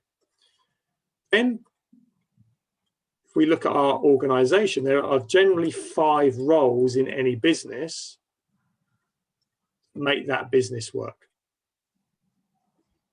So any thoughts on that one? There's going to be sort of accounts and financial. So finance director, yeah. Mm-hmm. Marketing director, yeah. Sales director, yeah. HR, good. Not one that not people normally forget. Service operations. I mean, this one will change depending on what you do, but generally it'll be one of those. Okay, so you tend to call it the operations director. So as we said before, if the ultimate goal of the MD is to make profit, the goal of the marketing director is to generate leads. The sales director is conversion. Yeah, between these two people, their job is to generate sales. Now, if there is conflict, so if we're not achieving the sales, there'll be conflict between these two people. Yeah. So if we're not achieving sales, who does the sales director blame for not achieving sales? Marketing director. And who does the marketing director blame? Sales. Oh, sorry. So there's a tension between these two roles. So these two cogs that are trying to work together are sometimes, if there isn't communication, are going to start to spark. And this is where silos come in. Is leads, marketing is trying to generate leads, sales is trying to generate conversions, but they're not working towards the common goal, which is that between the two of you, you are responsible for sales. And then operations is all about cost of sales and gross profit. So between all of these guys, it's about, have we achieved our gross profit? So if we're not achieving that, now I've got conflict between these guys. And then add in the finance director, who's all about the financial security of the business, the overheads and the balance sheet. So now if I've got overheads here between all of these guys, it's all about net profit. So now I've got conflict here. Chuck in the fact that HR wants happy people. you can start to see that the role of the managing director is actually to manage all of these relationships that are all going that potentially could grind against each other, but need to work in a harmonious way to a common goal. Which, look, guys, it doesn't matter what we do. If we're not making profit and giving a return on investment to our shareholders, then we've got a problem. And the problem with a small business is, and in a small business, you sit here, you sit here, you sit here, you sit here, you sit here, you sit here, you sit here, and actually you're down here actually doing the work as well. And that's one of the key things is why small businesses get stuck being small, is because they're not actually thinking as a business owner, as an MD, as a director. They're down in the day-to-day doing the work side of things. So this communication is so important to actually make this machine work. Okay, is to actually, to have the communication. So, am I back to the screen now, guys? Is it still on the whiteboard?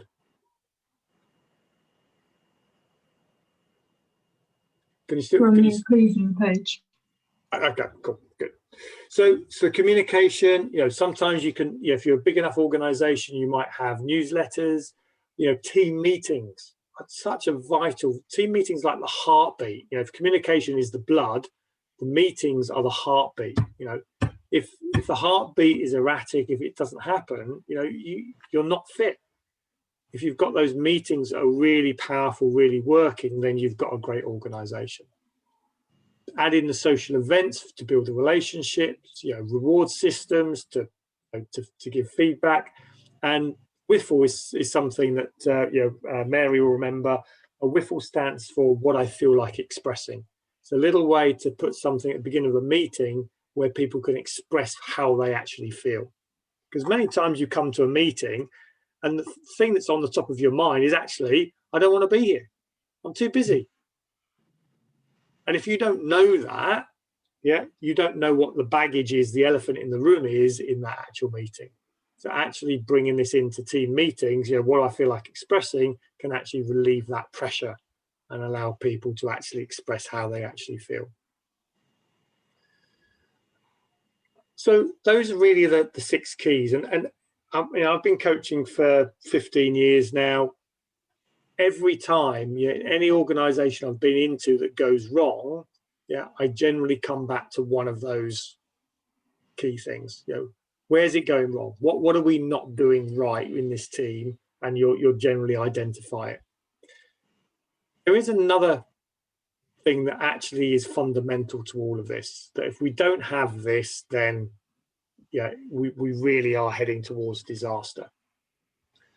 And it comes from a guy called Patrick Lencioni. It's a book called 5 Dysfunctions of a Team. And he said, within this book, that if we're not getting the results that we want, and there's no good focusing on trying to get more results and looking at why we're getting results. What we need to understand is, are we avoiding accountability? So are the people in the organization actually, going below the line? Are they going to blame, excuses, and denial? Are we not actually prepared to hold people to say, look, you said you were going to do this. Have you done it? Because we all know what the goal is. So why is it the fact that we're not holding each other accountable? And he said the reason that we're not holding people accountable is there's no commitment. So in these meetings, we're all going away saying, yes, I'll do this. Yes, I'll do this. But actually, it's more of a way of saying something to get out of the meeting. There's no actual commitment to actually do it in the first place. And then because of this lack of commitment, he's saying, well, actually, the lack of commitment comes from the fact that people aren't actually telling you they don't want to do it. So there's a fear of actually saying, if I said to Roger, look, I know we said we're going to do this, but I can't do it. I'm too busy. I've got too many things to do. Or I don't actually believe it's the right thing to do. If we're not in a position where we can have that conflict, then there's no way people are going to be committed. There's no way you're going to hold accountability and you're not going to get the results. Fundamentally, all of this comes back to if there's no trust.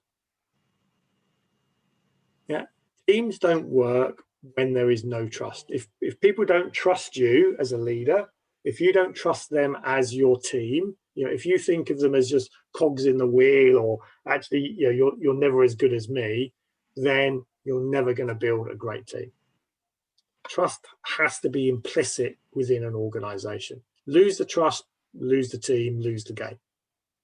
And you see this time and time again on football fields. It's a great sort of show where you've got a really great, talented bunch of people. Individually, they're all brilliant, but inherently, there's a lack of trust that binds them together.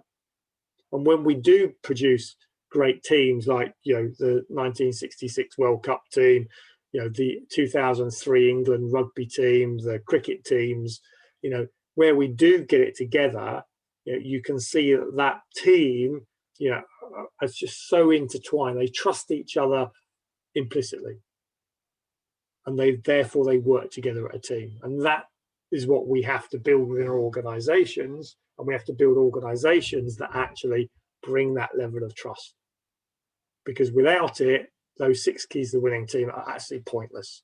You can spend all your time talking about goals and plans, but if your team don't trust you and you don't trust your team, then you'll never make it work.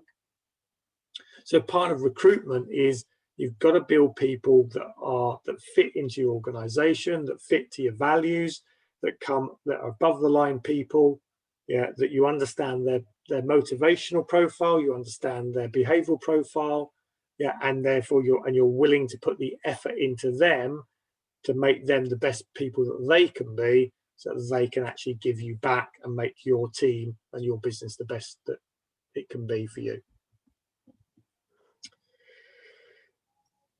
And that really, is the key to building a great team.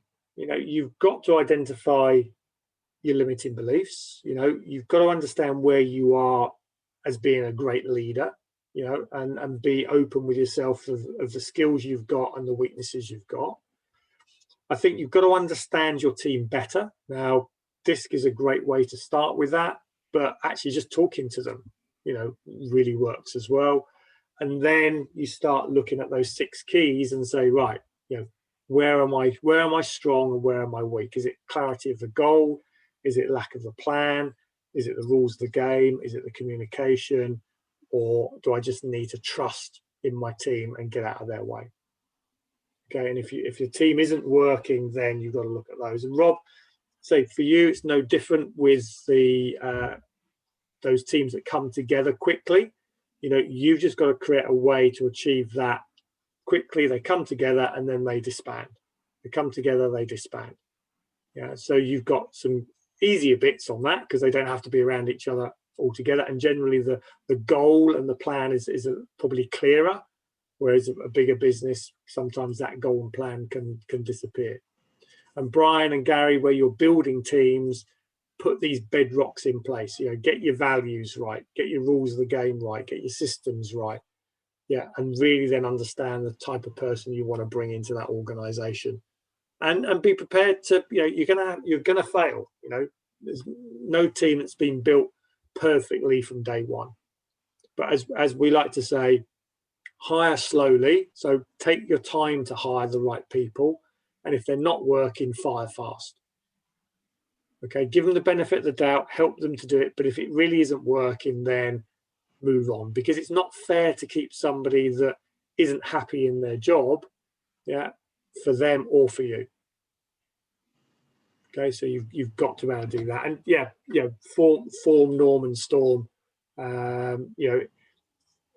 The more you do it, the more you understand what it takes. And think of yourself, as you start growing, is one of your biggest jobs as a leader is you're a talent scout. Your job is to be able to identify great talent and go, do you know what? You're great. You are fit so well in my team, and then be able to nurture that person and get the best out of them. And if you look at all the great teams and the great leaders of sports teams, that's what they've been able to do. Clive Woodward, Ferguson, these people are just great at seeing the best in people and bringing it out, allowing it to flourish, and then allowing it to actually improve the performance of the organization. Good. Any Any questions? I have a question. Yes, Megan. So obviously listening to this today, it's got me like really motivated, and and there is sort of potentially a possibility of having like a leadership role in the business. Yep. But I'm 24. Yep. Everyone in the company except my brother is a man over 40. Yep. How can I ever gain their like respect? It's a really good question. I think that, I mean, you get their respect by earning it. That's the only way you get respect, is you've got to earn it. And I think age isn't a matter in this. If you look at through history, I think Pitt the Younger was, in his 20s, and he was prime minister of the country. Age isn't anything to do with it. Mindset is what it's about. Okay, if you follow those 6 keys, and you say, look, I'm not perfect, and you're happy to work on that, but work on yourself, but bring people together, get clarity around the goal. This is where we're going to go. This is what we're going to do. Give people feedback, help them to play the game. You'll earn that respect. Okay. The only thing that the age thing is a problem is in your head. Okay. If you see a 24-year-old, and that's a negative thing, then that will hold you back. If you see somebody who believes in the company, that wants the best for the company, wants the best for the people, you will earn that respect. Okay, so it's not easy, because say some of the things you're not going to have the experience that other people will have, but likewise you've not made the mistakes and you're not stuck in the ways that other people are. I've got a lady, she's not much older than you. She's running a £3 million business now. The one thing I would always say is every leader has self-doubt. Mm-hmm. It's called Imposter Syndrome. They look in the mirror and go, I'm not good enough for this. So we all get that. Don't worry about it. What you've got to do is, we call it positive affirmations. So you have a list of statements that you say, I am a great leader. I am confident. I am.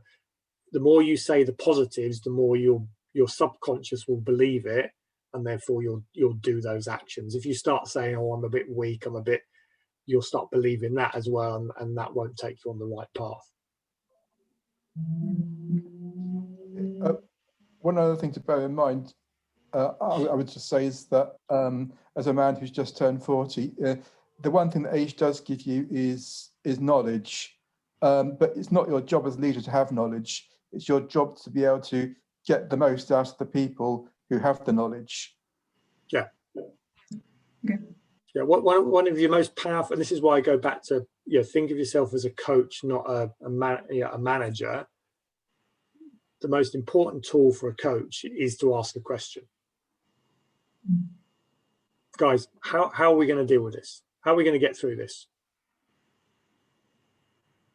If you're going into a situation going, I need to know the answer, then you can only go as fast as you can learn. If you go in there with, guys, you've got some talented people around you, right? How are we going to overcome this? What did we learn from that mistake? What are we going to do tomorrow that makes us better than today? That's the real power. A leader is there to get the best out of people. Yeah. Not necessarily to have the answers. Sometimes you'll need the answers. Sometimes you'll have to go away and go, right, well, no one knows, so I'll go and find a potential solution. But that's generally in the rare case. Mm-hmm. Cool, good. So Rob, one thing you're going to do as a result of today?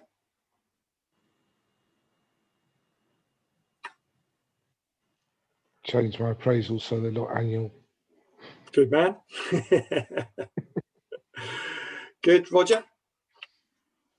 Well, that's a difficult one, actually. I think probably take on board what you said when it comes to recruiting someone else from our team. Yep.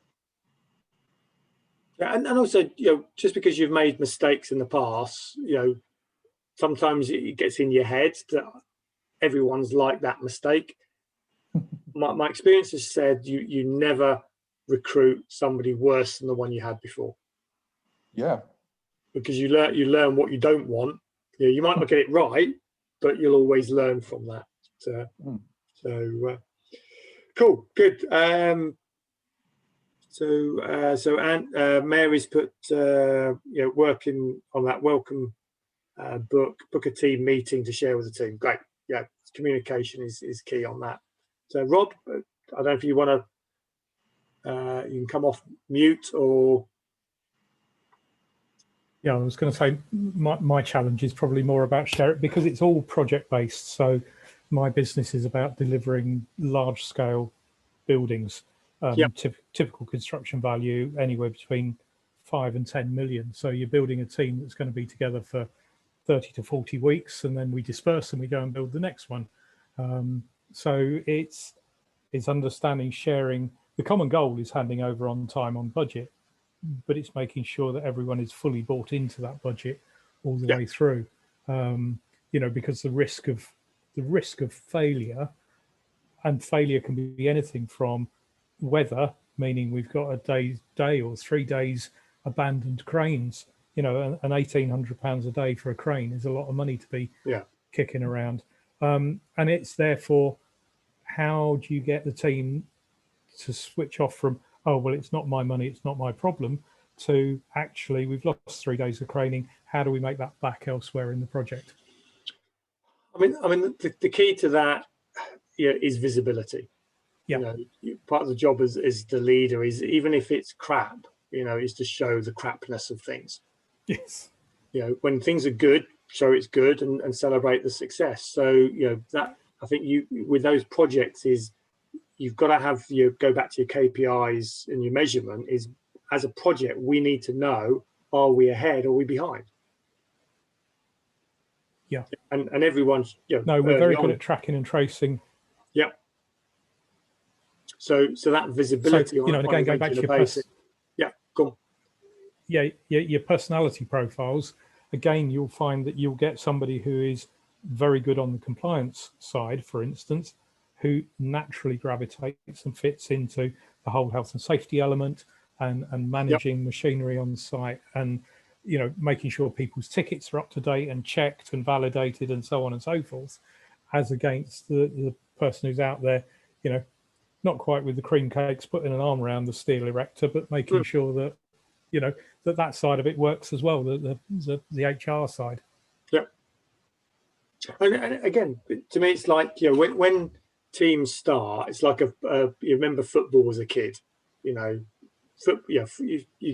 get 4-year-olds playing football, you chuck a football on the field and they all run after the football and everyone wants to score a goal. Yeah, and that's fine in a small business, but as you grow, it's all about clarity around who are the best people in the best roles. And that's where that disc really does come into its own is, if you've got your high Ds, well, you want them doing high D stuff. Don't get them doing compliance and nicey things. Put the key players in the right thing. And that's generally how you get to build those teams best, is that dynamic that really does work, because everyone's in a clear role, brings something to the overall performance of the team. Yeah, no, don't ask me to be doing the high compliance stuff. Cool, good, thanks for that. Gary, do you want to contribute? I know you might be driving. Hello. Yeah, just been listening in. I think something that's kind of stood out to me is, because I've got one skilled worker for me, Rad, the Polish guy, where you were saying about you've got to build the confidence in them, in you. So one thing I want to do with him is, I haven't got I'm not quite sure what you call it, but like the job spec, but I mean like his job. Yeah. I didn't ever have a job description for him when he started. So sometimes I'll ask him to do something, he'll be like, oh, I don't really do that. And it's just because there's that sort of clarity of what I expect from him. And if it's not on the list, then I will try to do it myself. So I think it's just having that clarity and sort of building the trust and having something in place that that he knows what he's doing and what I expect from him to what standard. And then if he does that, then happy days. Yeah. And at the moment, we're just kind of winging it. The other thing for that is get clarity what the goal is. You know, the goal of us working together is this, you know, and your part of that is this, and therefore the role and responsibility is this. So it's got to start from that goal as you come down. So, yeah. Cool. Good. Brian, are you able to talk? Yep. So what was your key learning and action to take? Well, right at the beginning for me. So it's really clarify where I'm heading, and you know, so I can actually work out who I need, who would be the best fit. Yeah. That's a good one. Is, you know, again, go back to that visualization. You know, what would that ideal person look like?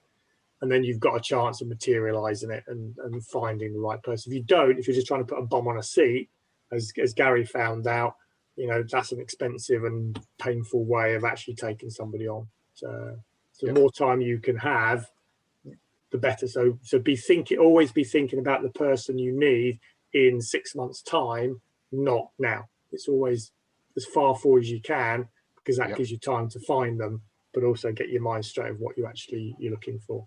So good. And just finally, Mary, if you want to contribute. Hi, Kevin. Hello. I don't know whether you can you hear me all right? Yes, we can hear you coming through loud and clear. Oh, love it. So much of this stuff is great. And even if you know it, it's coming back and revisiting, because I'm getting so many more distinctions, and I've loved the session. I've been scribbling away like mad in the background, and just updating a lot of stuff that I've already got in place, because it never stops, and that's the excitement of it. So thank you. Brilliant. No, that's good. And look, guys, this is why I do these every quarter. You know, come back as many times, because you'll be at a different position. You'll get different things from it.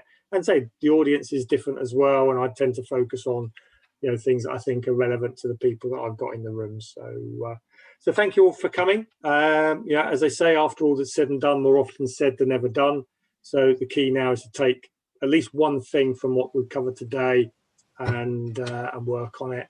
And this will be recorded, and it will be up on the Monday email for you to sort of, you know, to tap into if you've missed a bit and want to go through it again. So thank you very much. And I think we've got customer mastery, so back to repeat business, retaining clients, referrals, and that'll be happening in 2 weeks' time. So look forward to seeing you on that one. So until then, take care, enjoy your evening, and see you soon. Bye for now. Thanks, Kevin. Thank you very much. Take care. Thank you.